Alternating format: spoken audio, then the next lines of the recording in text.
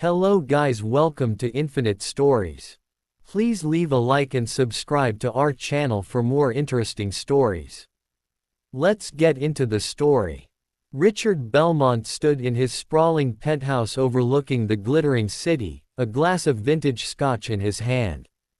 The room was a showcase of wealth, marble floors, priceless paintings, and custom-made furniture that whispered of opulence. But beneath the surface of his success was a history of secrets and betrayal. Years ago, his wife, Clara, the true architect of the Belmont fortune, had passed away suddenly. Her will had been a roadmap for their only son, Daniel, to inherit the empire she built with vision and integrity. But Richard, blinded by ambition and greed, manipulated the terms, taking everything for himself. To him, Daniel was a complication, a reminder of Clara's influence. Richard justified his actions with cold logic. He deserved the wealth more than a grieving child ever could. Daniel, now in his 20s, stood outside the Belmont mansion for the first time in years. He stared at the place that once felt like home but now seemed like a fortress guarding a man who had turned his back on him. His fists clenched as memories of his mother flooded back, her laughter, her unwavering belief in fairness, and her promises of a bright future. The man inside the mansion, Daniel's father, had broken all of that. With a resolute heart, Daniel walked away from the gates, vowing to prove that he didn't need his father's wealth to succeed. Little did he know, this decision would ignite a rivalry that would shake the foundations of their lives. Growing up under Richard's roof, Daniel's life was a mix of privilege and neglect. The sprawling mansion, private tutors, and designer clothes couldn't fill the void left by the absence of love. Clara had been the heart of the family, and after her death, the house became eerily quiet, a mausoleum of forgotten warmth. Richard buried himself in work, building the empire he had seized, leaving Daniel to fend for himself emotionally. Birthdays passed without celebrations, and achievements were met with indifference. Despite his surroundings, Daniel was a lonely boy, often retreating to his late mother's library to read her journals. Her words painted a picture of a dream she had shared with him, a vision of a world where kindness and generosity were the foundations of success.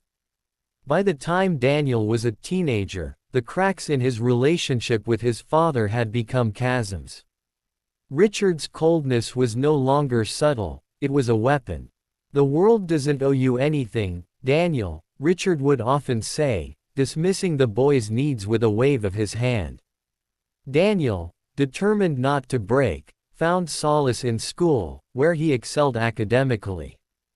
Teachers marveled at his brilliance, unaware of the pain fueling his drive. As he matured, Daniel began to realize that his father saw him not as a son, but as an inconvenient remnant of a past he wanted to bury. This realization hardened Daniel's resolve. He would one day prove his worth, not to Richard, but to himself.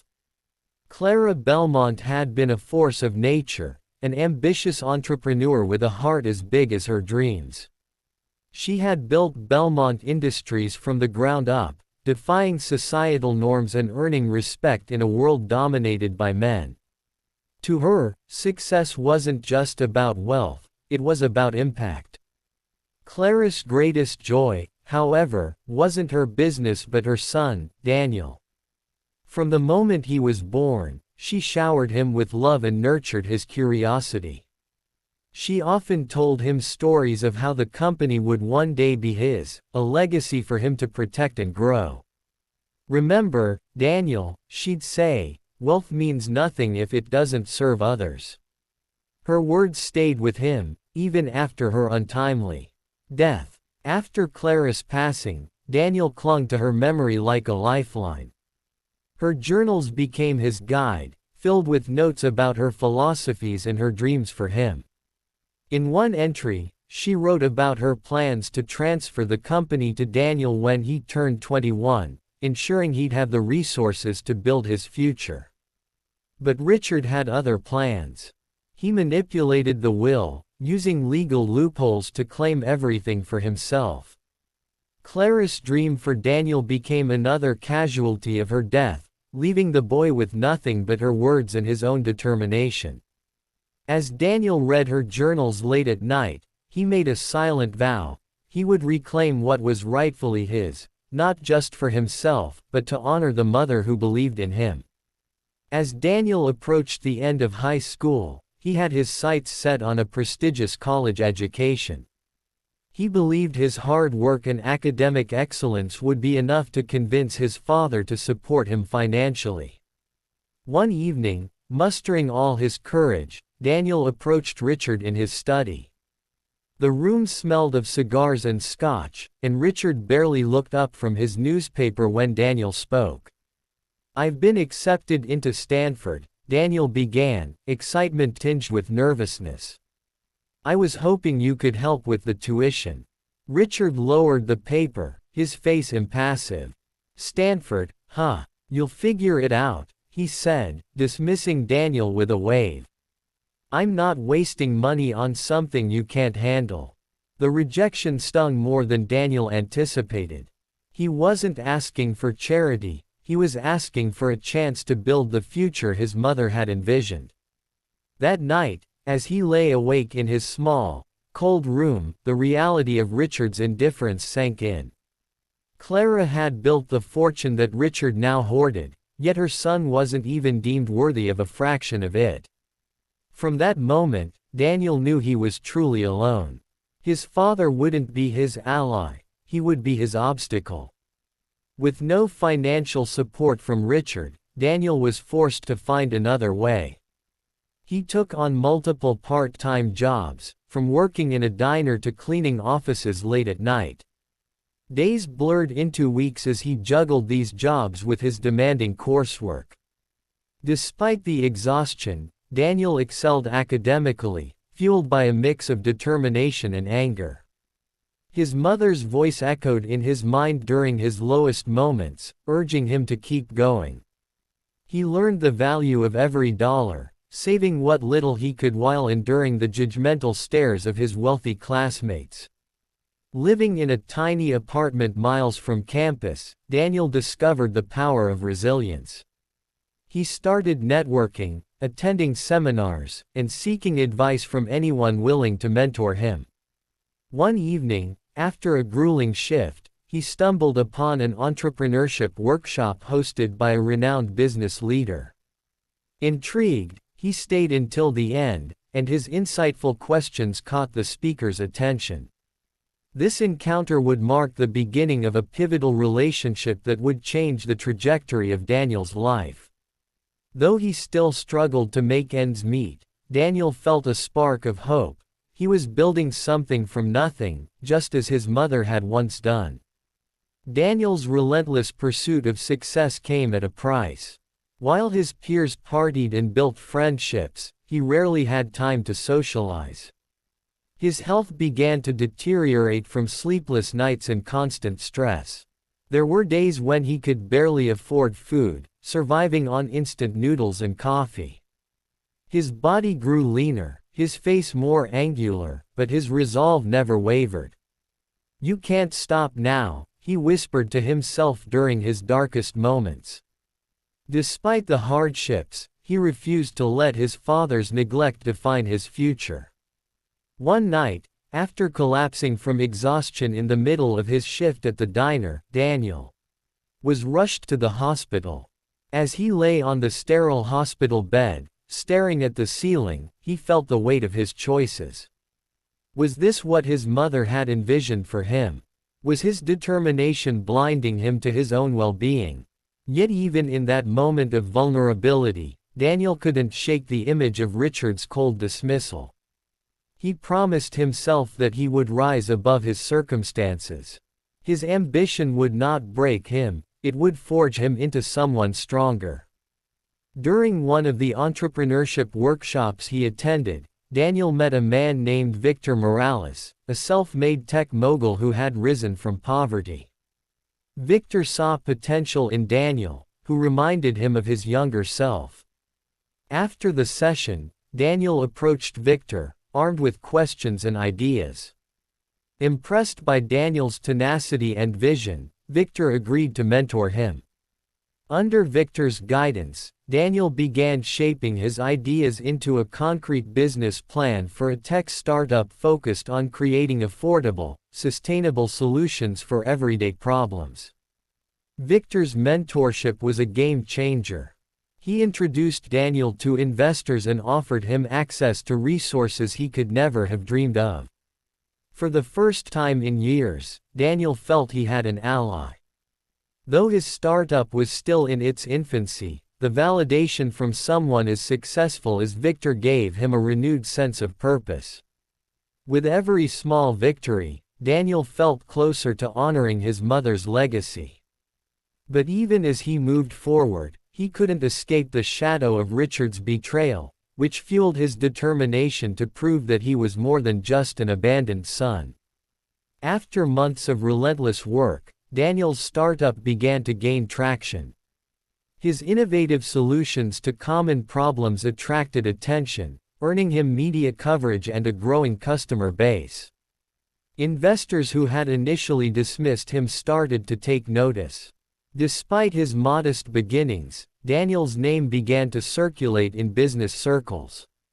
His company's ethos of sustainability and accessibility resonated with a younger, more conscious demographic, further boosting its popularity. Yet, success brought new challenges. Daniel struggled to balance his growing responsibilities, often working 16-hour days to keep up with the demand. The pressure was immense, but he welcomed it. Each milestone reminded him of his progress, of how far he had come from the boy Richard had dismissed.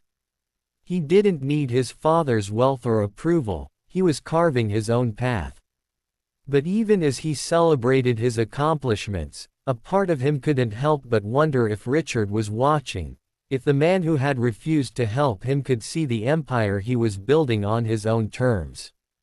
Meanwhile, Richard Belmont's empire was thriving, but cracks were beginning to show.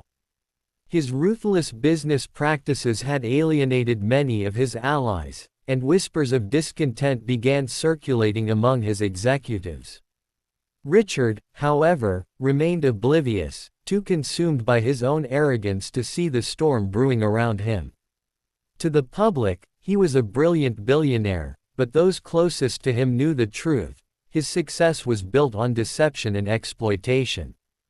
Richard rarely thought about Daniel, dismissing him as a naive idealist who lacked the fortitude to survive in the real world. To Richard, wealth was a game of power and control, and emotions were weaknesses to be exploited. Yet, as Daniel's name began to appear in business headlines, Richard couldn't ignore the uncanny similarities between his son's rise and Clara's early days. It was a bitter reminder of the woman whose legacy he had stolen. Though he refused to admit it, Richard felt an uneasy pang of jealousy. The son he had cast aside was proving to be a formidable force, and for the first time in years, Richard felt the stirrings of doubt. The inevitable confrontation between father and son came during a high-profile business event. Daniel, now a rising star in the tech world, had been invited to speak about his company's success. Richard was also in attendance, seated among the elite. When Daniel stepped onto the stage, Richard watched with a mixture of annoyance and grudging respect. The young man standing before the crowd was no longer the boy who had begged for his help, he was a man who commanded the room with confidence and purpose. After the speech, Richard approached Daniel, his expression unreadable. "Impressive," he said curtly, extending a hand. Daniel hesitated but shook it, his grip firm. "I didn't do it for your approval," Daniel replied, his voice steady. The tension between them was palpable, drawing the attention of onlookers. "You've made it this far," Richard said, leaning in. "But don't think for a second that you're ready to compete with me." Daniel's jaw tightened, but he held his ground. "We'll see about that," he replied. As Richard walked away, Daniel felt a surge of determination. The battle lines had been drawn, and he was ready to face whatever came next. Months after their tense encounter, Daniel found himself driven by a burning need to uncover the truth about his family's past. Something about Richard's dismissive attitude made him suspect there was more to the story than he knew. One evening, as he pored over his late mother's journals, he came across an entry that hinted at something suspicious. Clara had written about growing concerns regarding the future of her wealth and her desire to protect Daniel from Richard's short-sighted ambition. The entry ended abruptly, leaving Daniel with more questions than answers. Determined, he decided to dig deeper into the legal proceedings following Clara's death. What Daniel uncovered shocked him. Richard had manipulated the will, using his influence and a team of high-powered lawyers to secure full control of Clara's fortune. Worse still, the documents showed evidence of coercion, with witnesses retracting statements after Clara's death. Daniel realized his mother had intended for him to inherit her empire, but Richard had stolen it from him. Armed with this knowledge, Daniel felt a surge of anger and purpose. This wasn't just about proving himself anymore, it was about justice. He swore to expose his father for the fraud he was, no matter the cost. Realizing he couldn't take on Richard alone, Daniel began reaching out to people who had known his mother. Many of them were former business partners or old friends, and their stories painted a clearer picture of the woman Clara had been. One such ally was Margaret Hayes, a retired attorney who had worked closely with Clara during her early years in business. When Daniel approached her, she was hesitant at first but warmed up as he shared his story. Margaret confirmed Daniel's suspicions. Clara had indeed intended for him to inherit everything. "Your mother wanted you to carry on her legacy," Margaret said, handing Daniel a copy of a letter Clara had written to her. "She would be proud of you." With Margaret's help, Daniel began piecing together a case against Richard. He also gained support from a few disgruntled executives who had grown tired of Richard's ruthless leadership. They provided insider information about Richard's shady dealings, strengthening Daniel's position. As his network of allies grew, so did his confidence. For the first time, he felt the momentum shifting in his favor. But Daniel knew this was only the beginning. Taking down a man as powerful as Richard would require strategy, patience, and the will to see it through. As Daniel's tech company gained more traction, it started encroaching on markets dominated by Belmont Industries. This was no accident. Daniel had carefully studied his father's empire, identifying its weaknesses and leveraging his startup to fill those gaps. His innovations in sustainable technology drew attention from clients and investors who had grown disillusioned with Richard's outdated practices. Richard, oblivious at first, soon realized that his son's company was becoming a serious competitor. One day, Richard received a report detailing how several of his key clients had shifted their business to Daniel's company. Enraged, he summoned his board of directors and declared war. "No son of mine is going to outdo me," he thundered. He ordered an aggressive campaign to undermine Daniel, from spreading false rumors about his company to attempting to poach his employees. But Daniel was prepared. Each attack only strengthened his resolve, and his team's loyalty remained steadfast. The power struggle had officially begun, and the stakes were higher than ever. In the midst of the chaos, Daniel found solace in the most unexpected place. Elena Morgan was a journalist who had interviewed him during one of his company's early successes. Smart, driven, and compassionate, Elena quickly became someone Daniel could confide in. Despite his reservations about letting people get close, he found himself drawn to her sincerity. She challenged him to look beyond his revenge and think about what kind of man he wanted to become. As their relationship deepened, Daniel struggled with trust. He worried that letting Elena in would make him vulnerable, especially with Richard still plotting against him. But Elena proved her loyalty time and again, offering him not just emotional support but strategic advice. "You're not just fighting for yourself," she told him one night. "You're fighting for your mother's dream. Don't let hate consume you." Her words struck a chord, forcing Daniel to confront the darker side of his ambition. For the first time, he began to see the possibility of a life beyond his feud with Richard. Behind the polished facade of Belmont Industries, cracks were beginning to show. Richard's authoritarian leadership style had alienated many of his top executives, and rumors of internal dissent began to surface. Unbeknownst to Richard, several board members had been quietly meeting with Daniel, exploring the possibility of defecting to his company.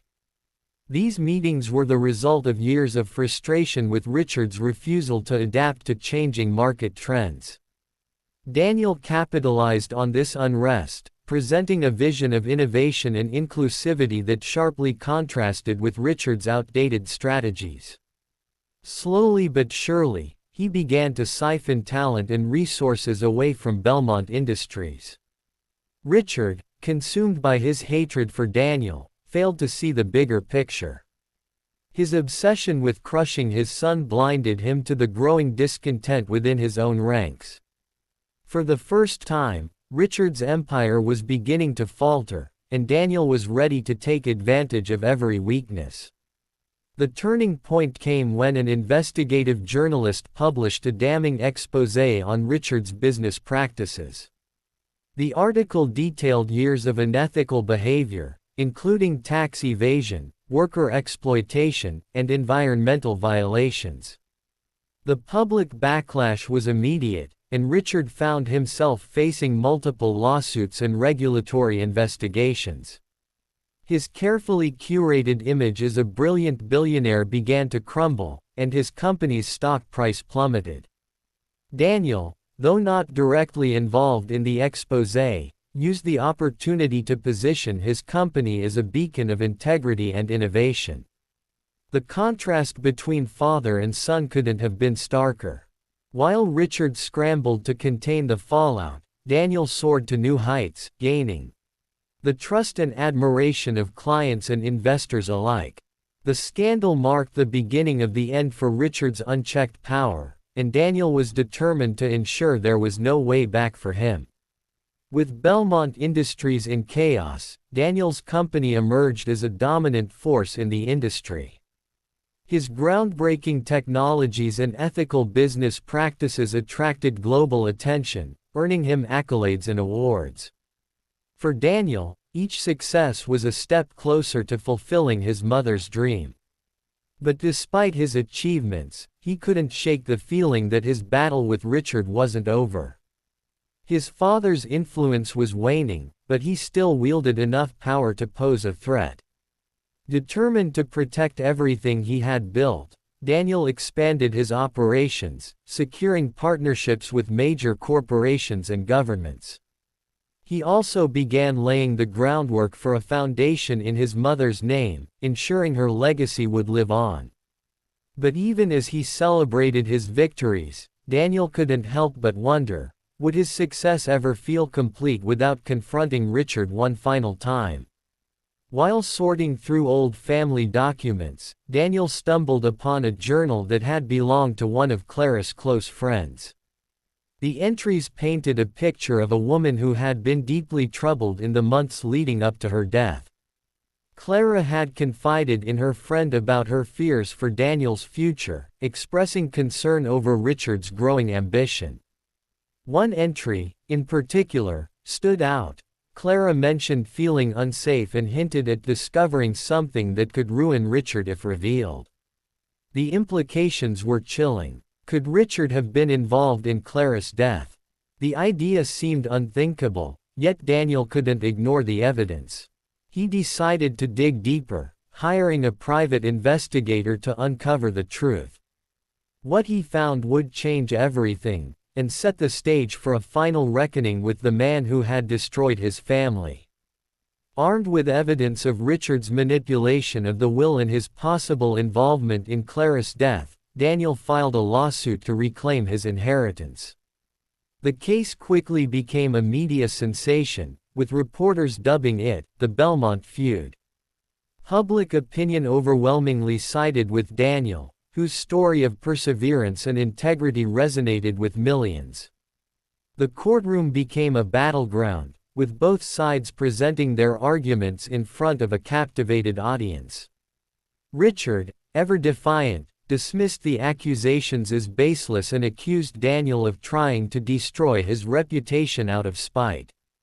But as witness after witness testified against him, the cracks in his defense began to show. Daniel, calm and composed, refused to let his father's attempts at intimidation shake him. This was his moment, and he wouldn't back down. As the trial progressed, the tension between father and son reached its peak. The courtroom was packed every day, with millions watching the proceedings online. Daniel's lawyer presented irrefutable evidence of Richard's deceit, including testimony from Clarice's former attorney and employees who had witnessed Richard's manipulations firsthand. The most damning moment came when the private investigator revealed details about Clarice's mysterious death.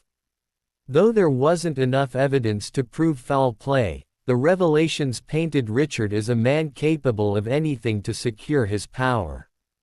As the trial neared its conclusion, Daniel stood tall, knowing he had done everything in his power to honor his mother's memory. The verdict was imminent, and the world waited with bated breath to see who would emerge victorious. The tension in the courtroom was palpable as the judge delivered the verdict. Months of evidence, testimonies, and emotional confrontations had led to this moment. The judge ruled in favor of Daniel, acknowledging the overwhelming proof that Richard had manipulated Clarice's will and unjustly seized her estate. The decision was met with gasps from the audience, followed by thunderous applause from Daniel's supporters. Belmont Industries was ordered to pay restitution to Daniel, and significant portions of the company's assets were to be reallocated to him as part of the inheritance. For Richard, the verdict was a crushing blow. His carefully constructed empire was now fractured, his reputation irreparably tarnished. Daniel, on the other hand, felt a mix of emotions. Victory was his, but it was bittersweet. The wealth and power were never his ultimate goals, they were tools to honor his mother's legacy. As he left the courtroom, the cameras flashed, and reporters clamored for his statement. "This isn't about revenge," Daniel said firmly. "It's about justice and ensuring my mother's vision lives on." The fallout from the trial sent shockwaves through the business world. Belmont Industries' stock plummeted, and investors pulled out en masse. Richard, once untouchable, found himself abandoned by former allies. The press hounded him relentlessly, with headlines labeling him a fraud and a disgrace. Alone in his opulent mansion, Richard faced the grim reality of his downfall. His arrogance had cost him everything: his fortune, his legacy, and his relationship with his son. Meanwhile, Daniel focused on rebuilding. He took control of the assets he had won and began merging them with his own company. However, he was careful not to let the sudden influx of wealth change his principles. He established a foundation in Clarice's name, funding scholarships, sustainable projects, and community initiatives. For Daniel, this was the true victory, using his resources to make a difference, just as his mother had always intended. With the trial behind him, Daniel began charting a new path for Belmont Industries. He rebranded the company, emphasizing innovation, transparency, and social responsibility. Former employees who had left under Richard's regime returned, inspired by Daniel's vision. His leadership style, collaborative and empathetic, was a stark contrast to his father's tyranny. The company's turnaround was swift, and it wasn't long before it regained its position as a market leader. Daniel's personal life also began to flourish. With Elena by his side, he found a sense of stability and happiness he hadn't known since his mother's death. Their bond grew stronger as they navigated the challenges of his newfound success together.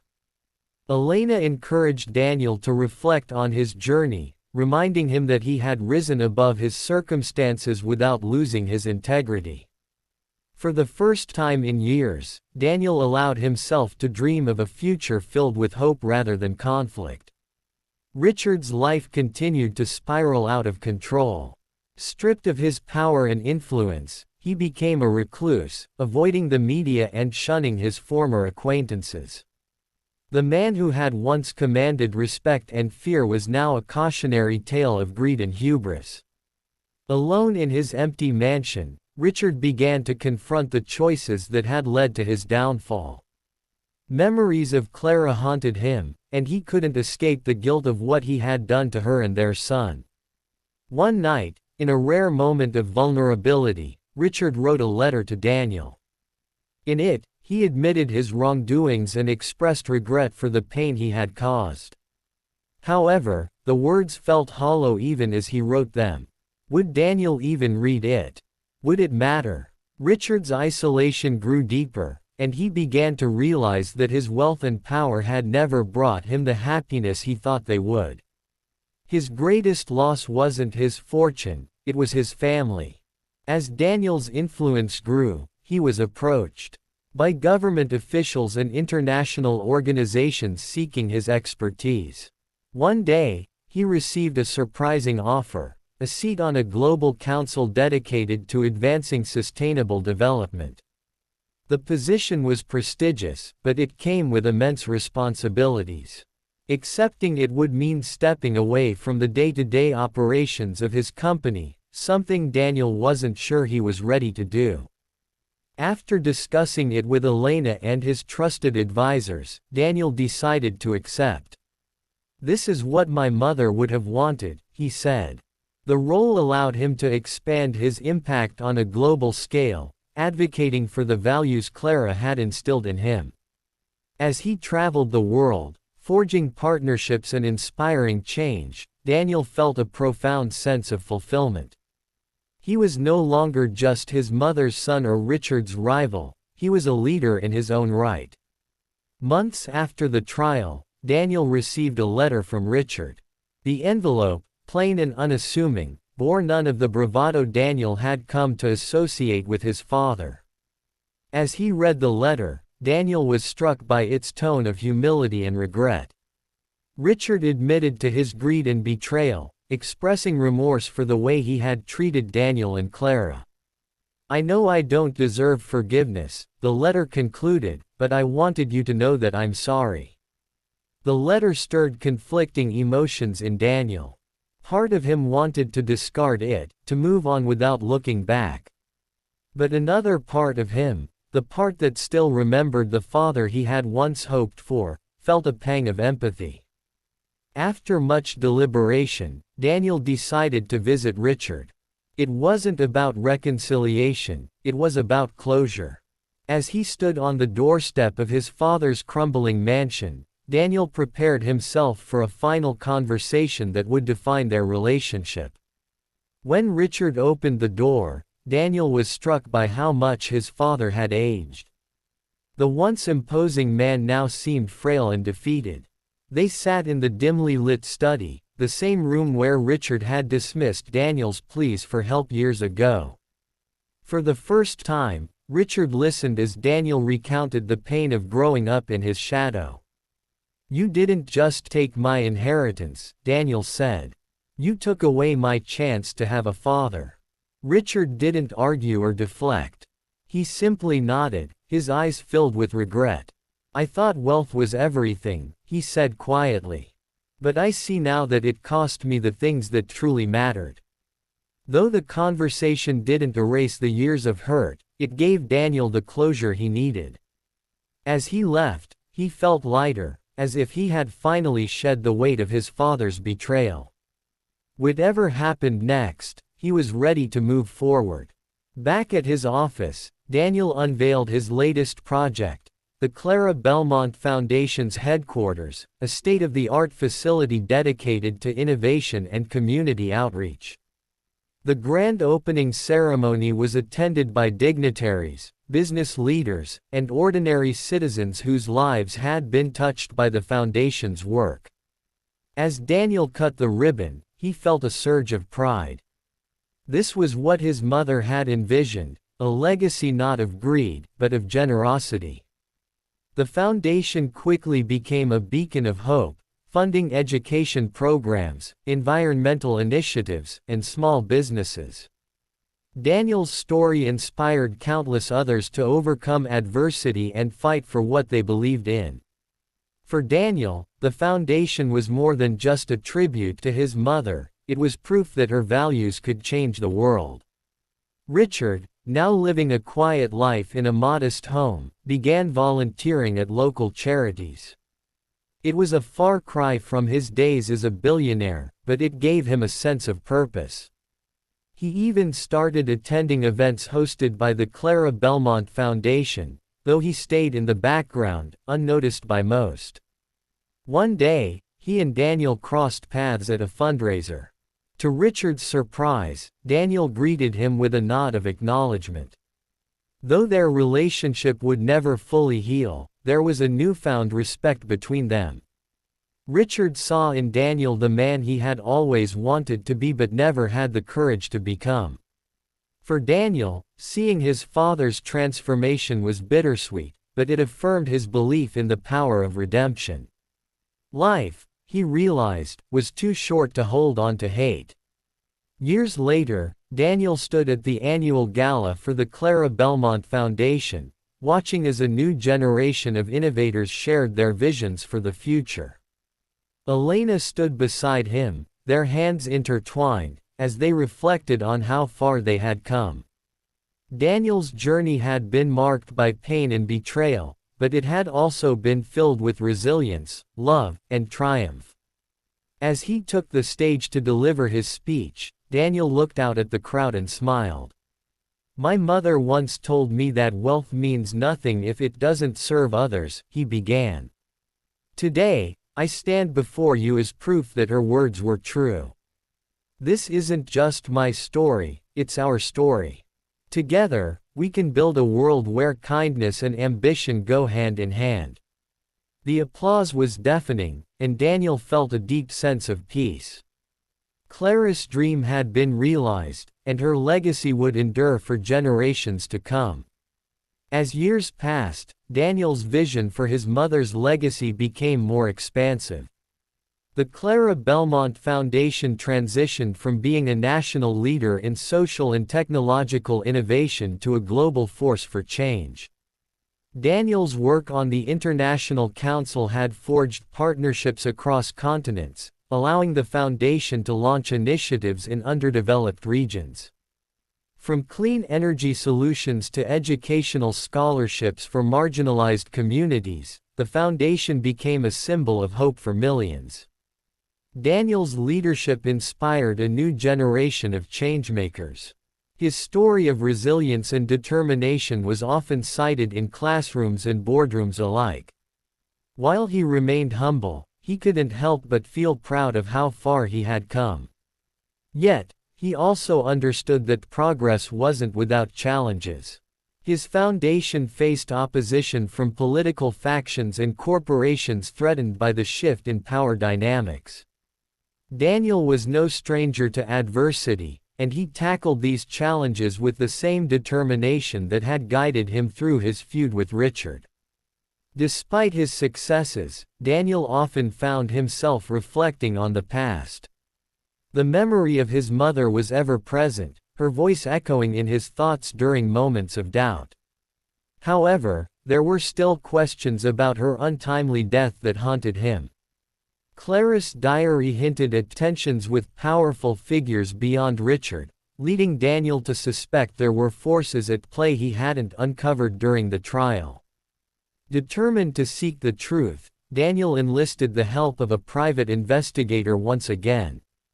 Together, they delved deeper into Clara's final days, uncovering connections between her philanthropic work and a controversial project involving powerful interests.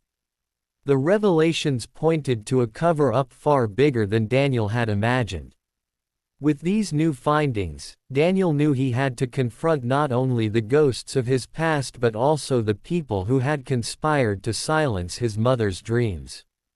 The investigation led Daniel to a high-ranking official from one of Clara's old partnerships. This man, Reginald Stone, had worked closely with Clara on a groundbreaking renewable energy initiative before abruptly withdrawing from the project. After weeks of persistence, Daniel secured a meeting with him. At first, Reginald was reluctant to speak, but Daniel's passion and persistence wore him down. Reginald revealed that Clara's project had threatened the interests of a powerful conglomerate known for sabotaging innovations that could disrupt their dominance. He disclosed that Clara had refused their bribes, and her death, though officially ruled an accident, was likely orchestrated by the conglomerate to protect their interests. The information chilled Daniel to the core. His mother's death had been more than a personal tragedy. It was a calculated move to maintain the status quo. Daniel realized he wasn't just fighting for justice anymore, he was fighting a system of corruption that spanned decades. Daniel knew he couldn't take on the conglomerate alone. He reached out to his network of allies, including activists, journalists, and influential leaders he had met through the foundation. Together, they formed a coalition aimed at exposing the conglomerate's crimes and pushing for systemic reform in the industries it controlled. Elena became instrumental in this fight, using her platform as a journalist to craft a compelling narrative that would capture public attention. Through investigative articles, exposés, and interviews, she painted a picture of greed and corruption that demanded accountability. The story gained traction, sparking outrage across the globe. Protesters took to the streets, demanding justice for Clara and the countless others silenced by the conglomerate. As Daniel's coalition gained momentum, the conglomerate retaliated. Threatening letters, cyberattacks on his foundation, and attempts to discredit him in the media became common. But Daniel refused to back down. He had faced adversity before, and he knew the stakes were too high to falter now. One night, Daniel received an anonymous tip warning him of an imminent attack on one of his major facilities. Acting swiftly, he evacuated the site, averting a disaster that could have cost lives. The incident strengthened his resolve and galvanized public support. People began to see Daniel not just as a businessman or philanthropist, but as a hero standing up to forces of oppression. The pressure on the conglomerate reached its peak when a whistleblower came forward, providing irrefutable evidence of their crimes, including their involvement in Clara's death. The whistleblower, a former executive, revealed internal documents detailing how the conglomerate had bribed officials, sabotaged competitors, and orchestrated assassinations. The revelations were explosive, leading to government investigations and widespread condemnation. For Daniel, the moment was bittersweet. While he finally had the evidence to bring his mother's killers to justice, the cost of the fight had been immense. He thought of Clara, wondering if she would have made the same sacrifices in his position. As the conglomerate's leaders faced arrest, Daniel felt a deep sense of closure.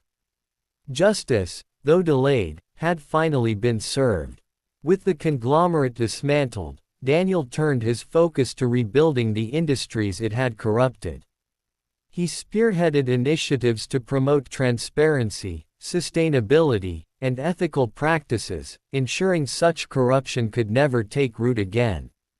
His efforts inspired a wave of reforms, with governments and corporations adopting policies that prioritized people over profits. The Clara Belmont Foundation expanded its mission, becoming a watchdog organization that monitored industries for unethical behavior. Daniel's leadership became a blueprint for change, and his story was taught in universities as an example of how one person's determination could transform the world. Meanwhile, Richard watched from afar as Daniel's legacy grew.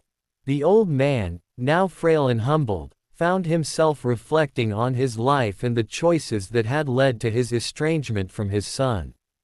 Inspired by Daniel's courage, Richard began volunteering with the foundation's local chapters, hoping to make amends in his own way.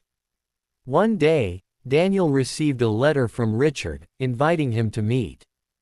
Despite their complicated history, Daniel agreed. They spoke candidly, not as rivals but as a father and son trying to find common ground. Though their wounds couldn't be fully healed, there was a sense of mutual respect and understanding. For Daniel, forgiveness was a step toward freeing himself from the weight of his past. As Daniel approached the pinnacle of his career, he began preparing the next generation of leaders to carry on his mother's legacy. He mentored young entrepreneurs, activists, and innovators, sharing the lessons he had learned from his journey. The Clara Belmont Foundation became a global institution, with offices in every major city and programs that touched millions of lives. Daniel, now a husband and father, found joy in balancing his personal and professional life. His children, whom he named Clara and Lucas, became the center of his world. He often told them stories about their grandmother, ensuring they understood the values she had lived by. In them, Daniel saw the future, a future he had fought so hard to secure. On the 25th anniversary of the Clara Belmont Foundation, Daniel stood before a crowd of thousands, delivering a speech that encapsulated his life's work. This journey began with loss and pain, he said, but it has been transformed into something far greater. My mother taught me that true wealth lies in the impact we leave behind, and today, I see her dream fulfilled in all of you.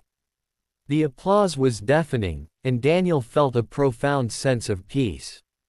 As he stepped down from the stage, Elena and his children embraced him, their love and pride radiating in their smiles. For Daniel, this was the ultimate victory, not just reclaiming his inheritance or defeating his enemies, but creating a world where his mother's vision of hope, justice, and compassion would live on forever. That's the end of the story. What did you learn from this amazing story? Please leave a like and subscribe for more interesting stories. Thanks for watching.